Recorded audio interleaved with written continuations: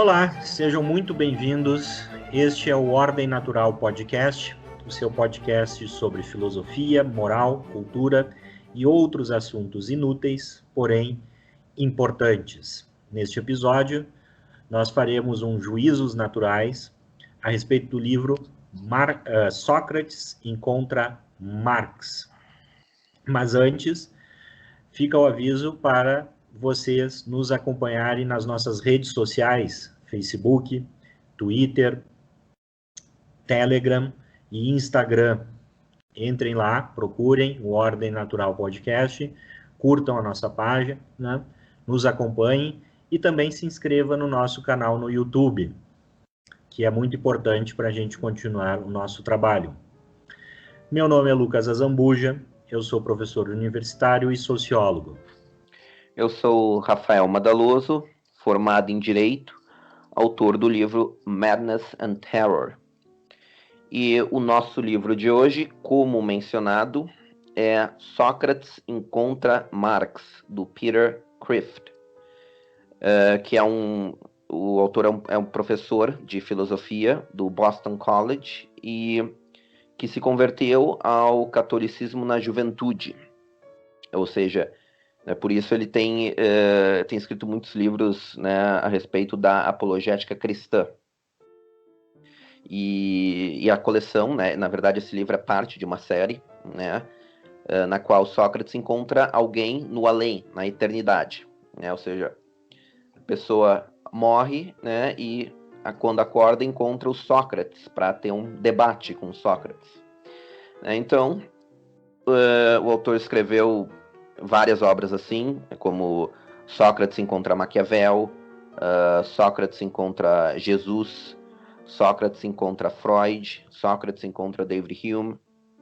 E é bom dizer que essa Sócrates encontra Jesus não é que o livro não é o Sócrates debatendo com Jesus Cristo, mas sim Sócrates encontra uma turma universitária de uma cadeira sobre religião e cristianismo, um professor e 2 ou 3 alunos, se não me falha a memória, aonde justamente através, né, do diálogo a respeito desse Jesus que todo mundo fala, né, segundo Sócrates, o personagem do Sócrates, o Sócrates encontra Jesus, né, ou seja, só no sentido de conversão religiosa e questionamento em torno dos estudantes e professores universitários que tinham uma visão, vamos dizer assim, um pouco mais relaxada, um pouco mais liberal do cristianismo, quase como se o cristianismo fosse uma espécie de politicamente correto. E essa é muito interessante porque isso foi transformado numa peça pela Sociedade Chesterton dos Estados Unidos, e no YouTube você encontra aí, né, essa peça de teatro sendo encenada, inclusive, se não me falha a memória, legendada. E na obra de hoje, que nós vamos analisar neste podcast, neste episódio, é o Sócrates encontrando o nosso grande amigo, né, essa pessoa tão influente na história da humanidade, o Karl Marx. Né? E o livro, né, foca mais no manifesto, então ele é um diálogo analisando o manifesto comunista, os certos pontos principais do manifesto, mas mesmo assim o autor ele tangencia vários tópicos assim que perpassam a obra inteira do Marx, que estão assim no fundamento, né, da filosofia marxista. Então vamos para a premissa do livro. Eu acho que a maioria, né, das pessoas sabe quem foi Sócrates, né? Nós conhecemos o Sócrates principalmente pelos diálogos de Platão, né, porque o Sócrates mesmo ele não deixou nada escrito. E o Sócrates digamos assim, o pai da filosofia, né? Ele entra na cena, né, num período histórico na civilização grega de uma certa desorientação, né, de uma crise da consciência grega e de um certo declínio, né, da religião na sociedade grega, o que acabou gerando uma certa confusão, né, nas pessoas. E nesse meio, então, brotaram muitos retóricos e aproveitadores, né, que tinham como objetivo não a descoberta da verdade, né, mas o convencimento, né, dos outros para se adquirir algum ganho prático na vida, né? Eles ensinavam muito a arte da retórica, né, os famosos sofistas. E o Sócrates, ele tenta restaurar a tarefa da filosofia, que é justamente a busca pela verdade, né, através do método, né, que seria o método socrático. Então ele, né, questiona, né, muitas vezes o fundamento, né, das convicções assim mais profundas, né, dos seus interlocutores, mostrando que muitas vezes eles, na verdade, não sabem o que eles achavam que sabiam. E com o Marx não é muito diferente, né? O Marx, ele é constantemente, aliás, ele é interrogado, né? Enfim, questionado o livro inteiro pelo Sócrates e às vezes até humilhado nos diálogos. E o Marx, ele acaba, né, quando pressionado, sempre cometendo uma série de falácias. Então, por exemplo, temos há vários pontos assim que são pontos cruciais assim da filosofia marxista, né, que são questionados pelo Sócrates, como por exemplo a relação entre, né, o determinismo econômico e, digamos assim, as transformações históricas, né? Nós sabemos que, de acordo com Marx, o que ele chama de a superestrutura da sociedade, ou seja, as leis, as instituições políticas, a arte, né, as artes, as produções culturais, até mesmo a religião, né, de acordo com Marx, são meros subprodutos, né, culturais ou epifenômenos da base econômica, né, que é formada pelas relações de produção e forças produtivas, né, ou seja, aqueles fenômenos seriam, então, apenas uma máscara, né, uma máscara que encobre, que ao mesmo tempo encobre e protege, né, a realidade mais brutal da existência humana, que é a realidade da luta social, né? Exatamente, o autor ele traz muito esse centro da figura histórica do Sócrates, né, de recolocar as discussões, não em termos, que é uma coisa até muito atual, né, de as discussões em torno da moral, do que é justo, né, não ser mais uma coisa que busca o convencimento das pessoas, né, lacrar, como se diz hoje em dia, e sim como um diálogo na busca da verdade, né, e que, até onde se sabe, né, pelos registros porque Sócrates nunca escreveu nada, né, então que nós sabemos de Sócrates está lá nos diálogos de Platão, né,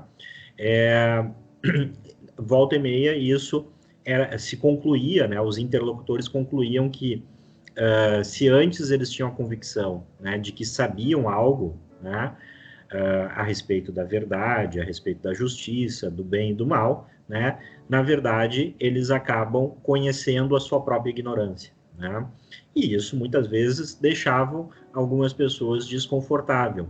Então, de certa forma, né, o autor, o Peter Kreeft, ele transfere isso para essa situação imaginária, né, e colocando ali o personagem do Marx claramente desconfortável, né, e claramente reagindo muito mal, né, a Sócrates, que o interroga constantemente sobre as suas afirmações no Capital, né, como essa do determinismo, né, do chamado materialismo histórico dialético, né, de que tudo seria, então, epifenômenos, produtos das contradições econômicas manifestas pelas contradições de classe, né? E, ao mesmo tempo, Sócrates questiona durante muito tempo também, né, a questão da verdade, né? Que ali, né, para Marx, a verdade ela é relativa, ela é historicamente relativa, né, do ponto de vista das classes e do ponto de vista da situação histórica, mas ao mesmo tempo o que é verdade absoluta, né, são as leis da história, né, leis essas que encaminhariam as sociedades para a sociedade comunista, né. Então é uma mistura de determinismo histórico, né, com relativismo histórico, tá? Que o autor atribui a Marx, né, essa ideia, e que Sócrates vai interrogá-lo constantemente, deixando Marx bastante desconfortável, em razão de que muitas vezes essa ideia, né, de um determinismo e de um relativismo, né, histórico, né, leva a alguns becos sem saídas, como, por exemplo, né, como você determina, né, que determinada ação, né, histórica, como a própria formulação da teoria do Marx, né, é produto de leis históricas ou da cabeça de Marx, né? Na medida em que Marx falou que a teoria dele era a teoria do proletariado, né? Que contribuiria para a revolução proletariada, mas ao mesmo tempo Marx não era um proletário. Então, como é possível, né, que um não proletário, né, desenvolva as ideias do proletariado se todas as ideias no esquema teórico do próprio Marx são produtos da classe, da situação de classe? Então, como um não proletário poderia desenvolver uma teoria sobre a missão histórica do proletariado? Então, isso todo o tempo esse tipo de contradição é explorada pelo autor através da boca, digamos assim, de Sócrates, o que corresponde muito com a figura histórica de Sócrates que nós conhecemos. O Sócrates, né, pressiona o Marx em vários, né, pontos, assim, em que tu nota que, né, há claramente uma contradição, assim, na teoria marxista. Né, e quando Marx fica na saia justa, né, quando as contradições, né, ficam patentes, ou quando ele não tem, né, argumentos para replicar, né, as argumentações do Sócrates, né, ou os questionamentos do Sócrates, o Marx sempre apela para aquilo, né, que o economista Ludwig von Mises, né, chamou de polilogismo, né, ou seja, sempre quando o Marx se depara, né, com um argumento que ele não consegue refutar, ele diz que a lógica dele não é como a lógica do Sócrates, que é uma lógica estática e burguesa, né, mas que a lógica dele é uma lógica dinâmica, é uma lógica mais atualizada para com as demandas da luta proletária. Né? Ele basicamente diz que, né, a lógica ela é, né, como o Lucas Azambuja, né, mencionou, ela é produto de um relativismo, né, histórico. Né? A lógica ela é relativa historicamente. Né? A lógica proletária não é a mesma lógica da lógica burguesa, porque a lógica proletária é a lógica hegeliana, é a lógica dialética, né? De modo que, quando, né, defrontado com algum questionamento que ele não consegue refutar, ele simplesmente diz: essa não é com essa lógica que eu trabalho, né?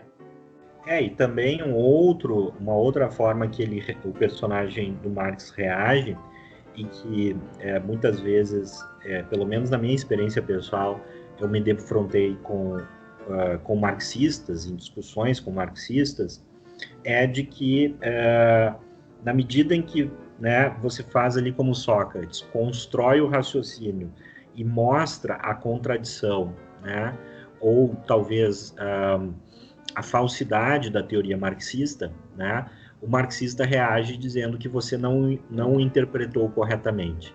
Então, vamos usar o termo do Ludwig von Mises, né, esses dois polilogismos, né, um polilogismo histórico, de que, né, o que ele afirma, né, está inserido nas leis históricas e que não pode ser julgado segundo as ideias e a lógica, né, da outra classe, mas ao mesmo tempo também, né, quando você chega a conclusões, né, ou a refutações ao pensamento contrárias ao pensamento marxista, isso serve de evidência para o marxista de que você não interpretou o marxismo corretamente e você não interpretou, né, como o personagem do Marx todo o tempo diz, né, você não interpretou porque você é um burguês, um reacionário e um Exato. conservador. Exato. De modo assim que o marxismo, né, ele tem um escudo assim permanente. Não importa de onde tu atacar, né, o marxista sempre pode dizer: não, eu tô sempre certo. Por quê? Por causa disso, né? Porque tu é um burguês, né? Porque a minha lógica não é a mesma da tua, né? Enfim. E E muitas vezes, né, além, né, disso, né, o Sócrates também ele escancara a perversidade inerente do marxismo, né, e aquele elemento presente no marxismo da dialética da destruição, né, ou seja, a noção de que da destruição, e no contexto marxista se entende a destruição da ordem social vigente, de que dessa destruição virá o bem, né? De que o bom ele nasce do mal, ou o bom é gerado pelo mal, né? Esse elemento está bastante presente na escola de Frankfurt, né? Está mais presente, inclusive, na escola de Frankfurt, na esquerda moderna, mas é um elemento bastante presente no marxismo. É muito interessante isso, né? No final do livro, há quase que um monólogo do Sócrates falando para o Marx, né? O que ele acha da teoria do Marx e, ao mesmo tempo, né, o que a teoria produziu, né? A teoria marxista produziu ao longo do século XX, com os regimes soviéticos, chineses, etc., né? Os 100 milhões de mortos, né? E uma das coisas que é muito interessante, que o personagem do Sócrates, né, fala, é que o Marx, na verdade, né, tudo aquilo acaba sendo justificado, né, como algo que é, de um lado, necessário, né, ele é moral, por exemplo, assassinatos, mentiras, etc., acabam sendo bons exatamente em função desse relativismo histórico, porque isso é feito para produzir, né, a sociedade comunista, né, e essa é a verdade, né, o bem, ou seja, a sociedade comunista, que ao mesmo tempo, né, é uma inevitabilidade histórica, né? Então, ações como a mentira, como o assassinato, elas acabam sendo, tá? Nesse conjunto de ideias, né, ineputáveis ao marxismo por duas razões. Primeira razão é que o marxista faz isso não porque ele quer, né? Mas sim porque isso é uma inevitabilidade histórica.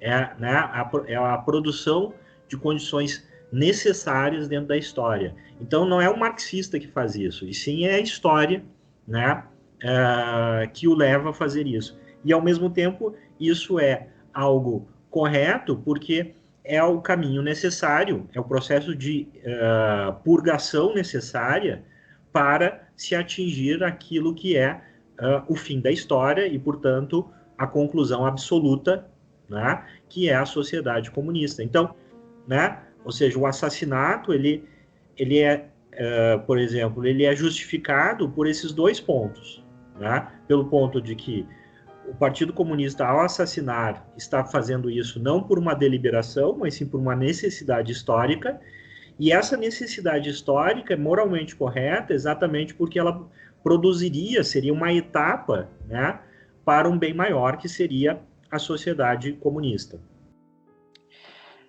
Isso que o Lucas falou é bem ilustrado aqui pelo trecho que eu vou citar agora, né? Só para contextualizar, o Sócrates está mencionando os supostos males que a burguesia promoveu, né, teria promovido de acordo com o Marx, né, aspas, Sócrates.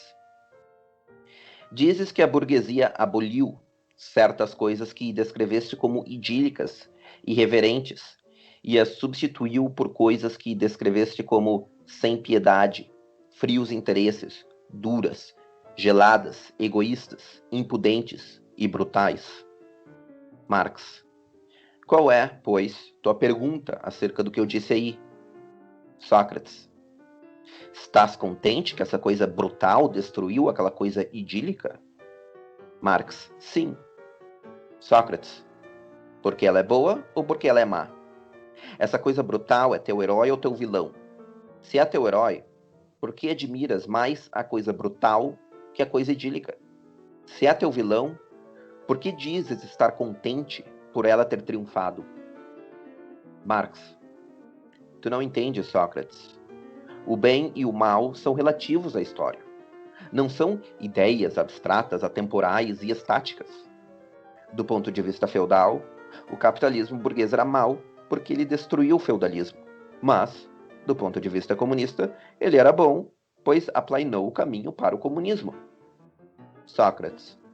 Assim, coisas que todos os homens considerariam más, algumas horrivelmente más, como tortura, massacres gerais e mentiras deliberadas, elas se tornam boas simplesmente por serem úteis à tua revolução? Marx. Como eu disse, Sócrates, o bem e o mal são relativos historicamente. Sócrates.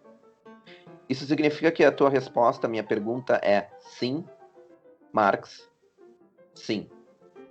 Fecha aspas. Esse diálogo, né, eu vejo assim como uma ilustração muito boa assim do que seria, digamos assim, a dialética da destruição. É exatamente esse ponto que a gente vem mencionando, né, que é, na verdade, uma das características essenciais da mentalidade revolucionária, né, que é a partir do mal, né, a gente vai mirar um paraíso terreno, e para isso, né, não importe, né, todas as maldades, né, tudo o que a gente fizer pelo caminho, desde que o destino seja alcançado. E volta ao ponto que eu estava falando, né? Não só é justificado em função de que é preciso destruir para parir essa nova sociedade melhor, né? Mas é justificado porque isso é uma necessidade histórica, é inevitável que seja assim, dentro dessa concepção, né, que o livro traz a respeito do determinismo e do materialismo marxista, né? Se isso é uma representação justa da teoria marxista, bom, aí fica para o nosso ouvinte, né, e possível leitor do livro determinar, né? Eu até recomendo que o leitor, né, se não tem familiaridade com o marxismo, né, ou até mesmo se tem, eu confesso que eu senti essa necessidade muito ao longo do livro, né, de consultar o próprio manifesto do Partido Comunista, que é o centro do diálogo dos dois personagens, e é por onde o autor, o Peter Kreeft, né, está analisando através de Sócrates, né, e produzindo uma crítica, né, do marxismo pela boca de Sócrates, o próprio marxismo. Então, é muito interessante a gente notar exatamente de que o que seria uma discussão política, né, e digamos assim, que ocuparia o centro, né, alguém imaginaria, bom, esse é um livro que, né, o Sócrates ele vai rebater, né, o comunismo e vai denunciar o comunismo, quando na verdade, né, vira uma discussão sobre o que é verdade, sobre se seres humanos são produtos da história ou eles têm livre-arbítrio, se os seres humanos agem por causa das ideias ou por causa das circunstâncias, ou seja, retoma, né, as discussões, né, fundamentais da filosofia, né, no fundo. É isso que o Peter Kreeft, eu acho que está querendo passar. Olha, na verdade, esses autores, né, que encontraram Sócrates, né, com exceção, né, do Sócrates encontra Jesus, né, eles acabam estando errados porque eles não assumem, né, digamos assim, a agenda, né, da própria filosofia, que é a busca pela verdade, né? Eles acabam muito mais, né, buscando outras coisas, outras questões, né, do que aquelas questões iniciais da filosofia, né, que tem como centro o que é a verdade e como nós podemos conhecê-la, e se podemos conhecê-la, né?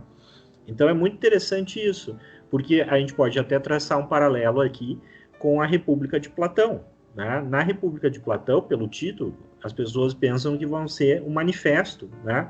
E muita gente ainda acha, né, que é um livro que é um manifesto em torno de uma visão, né, ideal de governo.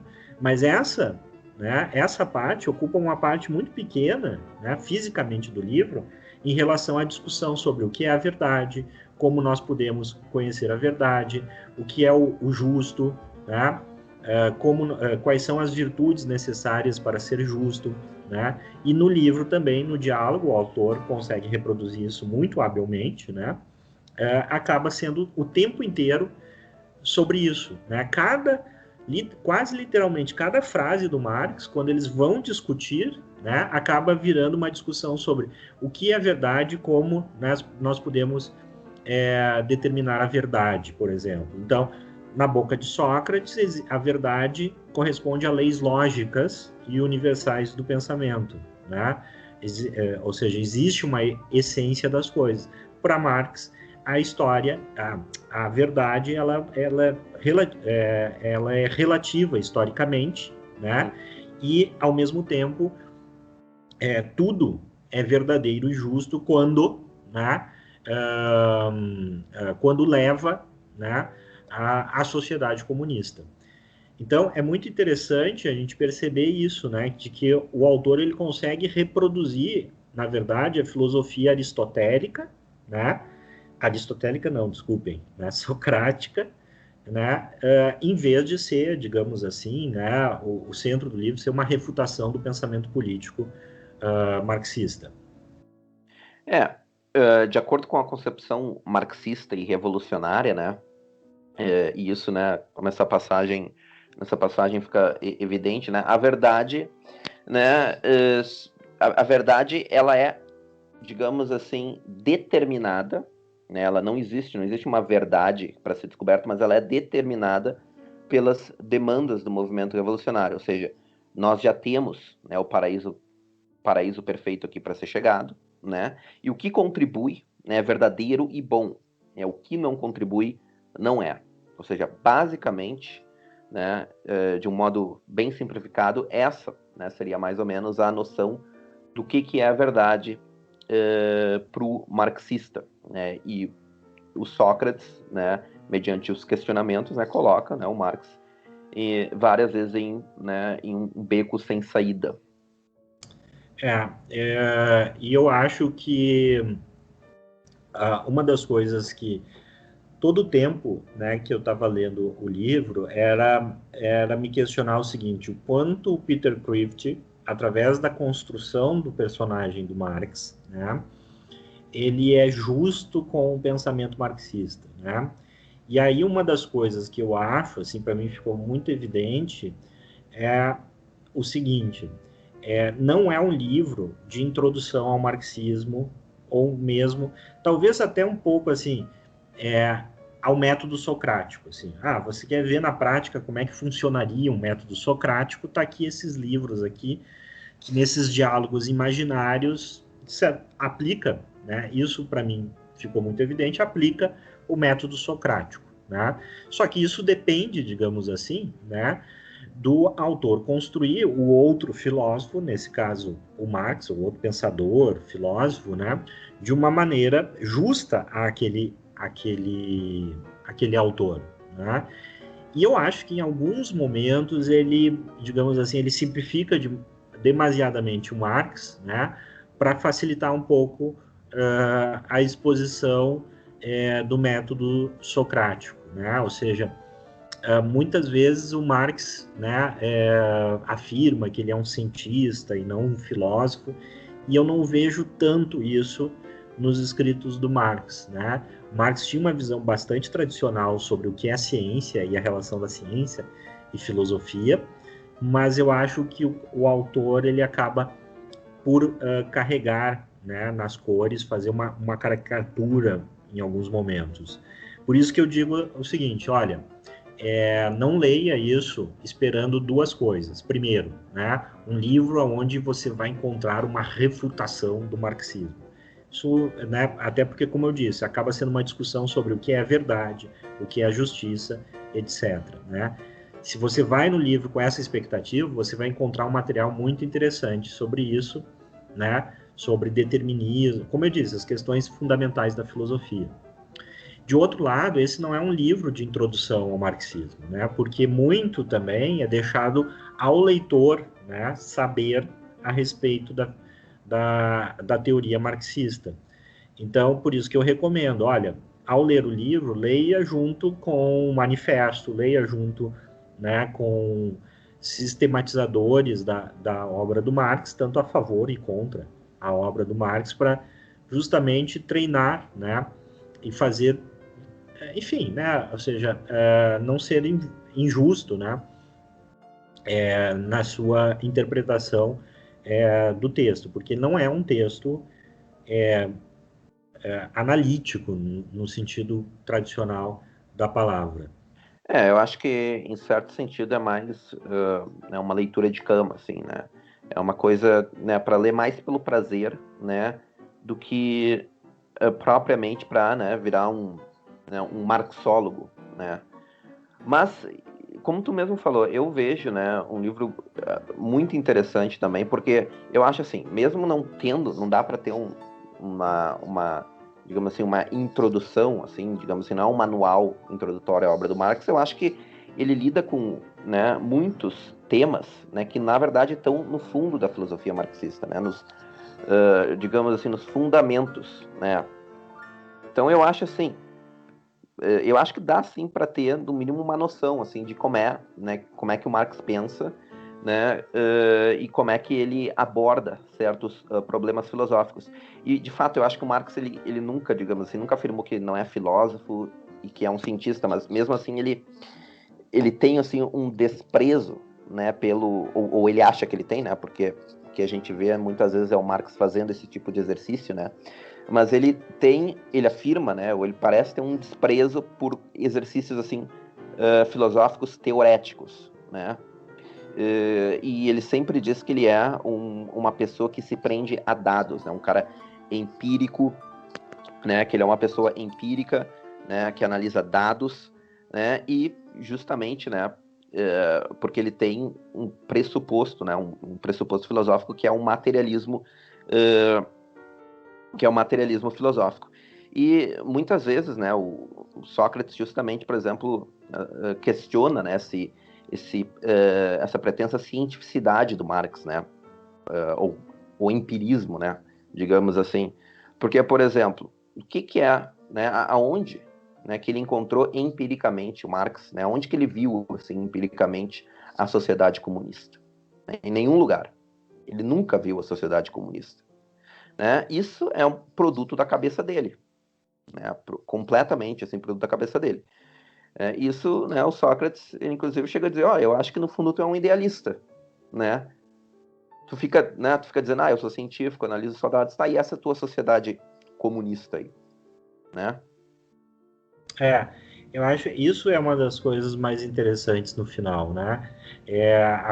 A conclusão que o autor chega através do personagem de Sócrates, de que o marxismo, apesar de falar que é materialista, é um idealismo radical, né? Porque ele odeia tudo aquilo que existe, né? E isso é mais, eu estou parafraseando o personagem, né? Ele odeia tudo aquilo que existe, trabalha para destruir e matar tudo que existe em nome de algo que não existe, em nome de uma ideia, né? E isso se reflete muitas vezes, segundo o autor, também de novo através do personagem do Sócrates, né? Na visão do Marx sobre o proletariado, né? O Sócrates ali insinua assim, não, você não ama o proletariado, você ama a ideia que você faz do proletariado como classe, porque você nunca visitou numa fábrica, você nunca foi proletariado, você nunca, né, exerceu atividades, né, operárias ou coisa parecida, e sempre que o proletariado, né, se apresentava para você concretamente, né, e contradizendo as suas teorias, né, você o desprezava, né? Então, assim, é muito interessante isso também, né, lá no autor, porque acaba que quando a gente lê, a gente acaba também, né, querendo analisar as ideias do Marx sobre um outro viés, né, que é o viés de até onde, né, o Marx, né, possuía uma intenção, né, e uma conduta coerente com a sua teoria, né, e o valor moral dessa teoria, que é a tônica do final do livro. Justamente no final do livro, a biografia do Marx às vezes vira um assunto central, né? E eu vi até reviews assim do livro, né? E dizendo assim que no final o autor, né, o Sócrates, né, ou seja, o autor, ele começou a apelar para ataques pessoais, né? E por que eu não vejo dessa forma? Né? Porque, na verdade, o que o autor estava fazendo é mostrando, né, de que forma a vida pessoal do Marx, a experiência pessoal dele, refuta a formulação teórica do que ele está fazendo, né, do que ele está formulando. Enfim, por exemplo, né, como é que, né, o que a gente já mencionou, né, como é que um cara, né, que afirma que a ideologia ela é produto da classe, né, e que, né, ideologia proletária só pode ter ideologia proletária e burguês só pode ter ideologia burguesa, né, como é que um cara que nasceu em meio burguês, né, pode, né, simplesmente aí formular, né, escrever um manual da tomada do poder pelo proletariado, né? Isso é um aspecto biográfico, né, pessoal dele, né, do Marx, né? Mas por que isso não é uma falácia lógica? Né? Porque isso é um ponto que é um exemplo em contrário, né, da teoria dele, né? Isso eu concordo até, porque assim, seria um ataque se o Marx não tivesse afirmado o que afirmou, ou Exato. seja, que as ideias são produtos da sua condição de classe, né? Na medida que as ideias dele não correspondem à classe que ele ocupou e à classe de origem dele, então a própria teoria dele não se aplica ao próprio pensamento, né? Dele. Ou seja, ele diz assim: a minha teoria explica a origem das ideias, mas quando eu aplico a teoria do Marx às ideias marxistas, essa teoria é invalidada, né? E, assim, colaborando o que tu disse no momento anterior, por que é um livro, digamos assim, de cabeceira, né? Um livro muito mais para o lazer, porque nesse sentido também há passagens assim que são impagáveis, divertidíssimas, né? O autor, Peter Christie, através do Sócrates, né, ele cita uma parte ali do manifesto que fala um pouco de acabar com a família privada e as relações privadas de casamento, né, aonde haveria uma comunidade universal de mulheres. Ora, uma comunidade universal de mulheres quer dizer que as mulheres, né, fugiriam da monogamia e, né, travariam relações com quem elas bem entendessem. Num certo sentido, nas palavras, é muito lindo, entre aspas, esse ideal, né? Nós vamos ser livres para amar todo mundo vai se amar. E aí o personagem de Sócrates aplica isso pro Marx, né? E insinua pro Marx que o Engels tinha tido um caso com a mulher do Marx. Depois que ele morreu, né? Depois que ele morreu, né? E aí é muito interessante que o personagem do Marx, né, assim, estoura como um macho ofendido, né? Como, né? Quando eles vierem aqui, eu vou estraçalhar os dois.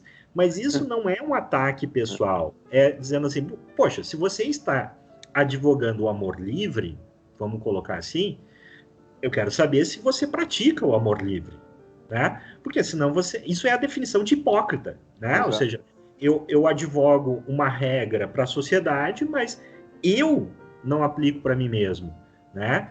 A gente vê um pouco isso hoje acontecendo, as pessoas dizendo o seguinte: não, né? Temos que diminuir a desigualdade. Ok, mas você é um milionário, então quanto desses teus milhões você está disposto a distribuir para os pobres, né? Fique em casa, né? Para impedir o vírus de se transmitir. Tá, mas as pessoas que estão saindo de casa, elas precisam trabalhar. Então, quer dizer que, né, você vai ajudar essas pessoas economicamente a ficar em casa? Não é bem assim, o governo. Então, isso é uma coisa interessante no livro, né? Ou seja, e uma lição interessante de muitas vezes você se perguntar: o autor está dizendo que isso é correto.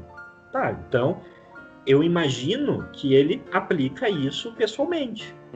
E aí volta e meia o que se verifica é que a pessoa, né, diz X, mas pratica Y. Né? Pratica, na verdade, nem Y, pratica o contrário do que ela diz, né? Agora, um ponto que a gente estava até debatendo antes de iniciar a gravação é: será que se de fato o Marx se defrontasse com uma informação assim, será que ele ficaria bravo? Ou será que ele simplesmente não, né, desprezaria? Né? Porque, né, o que a gente sabe, né, da biografia do Marx é que ele não era uma pessoa assim, né, que se importava muito, né, com a própria família, digamos assim. Ele até, né, o que a gente sabe, né, teve um filho bastardo, né, e ele inclusive, né, não deixava sequer o filho comer em casa, né, ele tratava o filho como lixo, né, o que a gente estava até antes de iniciar a gravação, que a gente estava até ponderando, será que o Marx não diria: ah, tô nem aí mesmo, e esses dois que se fodam, ser humano é lixo para mim, né? Isso, um autor ele só conseguiria construir o personagem correspondente se ele tivesse, aí eu não sei, né? Sim. Se o Peter Crift fez uma pesquisa biográfica intensa sobre o Marx para construir, né, o personagem dele. Eu acho que não. Eu acho que, na verdade, o Peter Crift ele pega as ideias desses autores, né, e submete elas ao método socrático. E, na verdade, os livros são muito mais digamos assim, tem muito mais o objetivo de mostrar a validade do método socrático do que propriamente provar alguma coisa sobre esses autores. Né? Ou seja, é muito mais no sentido assim, aprenda a pensar como Sócrates, aprenda a examinar as ideias como Sócrates, até onde se sabe, aprendeu a examinar, que assim a sua preocupação vai ser sobre coisas importantes, como o que é a verdade, o que é a justiça, quais são as virtudes necessárias para se praticar a justiça, né? Porque isso volta o tempo inteiro no livro, né? Mas, ao mesmo tempo, a gente não pode deixar de se confrontar com a realidade, né? Então, assim, tem um momento no livro ali onde o Sócrates, o personagem Sócrates vai falar para o Marx, né, dos 100 milhões de mortos que os regimes comunistas assassinaram, né, durante o século XX, União Soviética, China, Vietnã, Camboja, enfim, né? E a reação do Marx é uma reação de arrependimento, de espanto, né, ao mesmo tempo. Né? Porque ali, dentro da visão católica, há uma certa correspondência naquele cenário do livro com uma espécie de processo purgativo, de purgatório, onde o Marx iniciaria, né, um processo de remissão dos seus pecados. Ao mesmo tempo, né, de purgação, não remissão, mas de purgação dos seus pecados, ao mesmo tempo eu fico me questionando se isso é válido, né? Não só se o Marx reagiria assim, como comunistas, né, marxistas convictos, assim, porque a experiência de situações onde os comunistas foram defrontados com relação aos crimes dos seus correligionários mostra uma reação diferente.